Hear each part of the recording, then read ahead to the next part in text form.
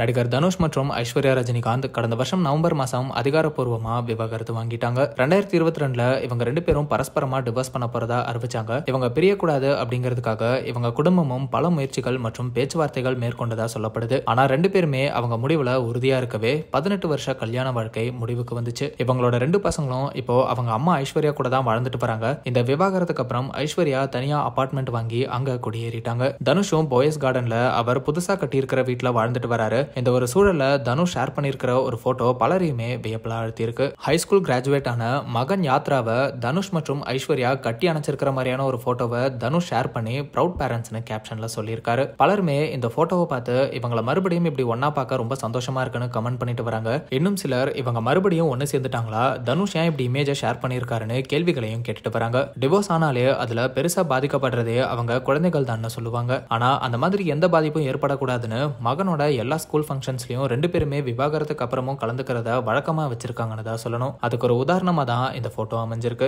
மறுபடியும் இவங்க சேர்ந்துட்டாங்களா அப்படிங்கிற கேள்விக்கு நெட்டிசன் சிலர் மகனோட வாழ்க்கையோட முக்கியமான தருணம், அதனால ரெண்டு பேருமே வந்து வாழ்த்திருக்காங்க, மற்றபடி வேற எதுவும் இல்லைன்னு சொல்லிட்டு வராங்க. இது ஒரு பக்கம் இருக்க பலருமே கிராஜுவேட் ஆன யாத்ராக்கு வாழ்த்துக்களை சொல்லிட்டு வராங்க. ராயன் படத்தோட வெற்றிக்கு அப்புறம் தனுஷ் இட்லி கடை, குபேரா, கலாம்னு இப்படி வரிசையா பல படங்கள் பண்ணிட்டு வராரு. சீக்கிரமே இந்த படங்களோட அப்டேட்ஸுமே பேக் டு பேக் வர இருக்கு.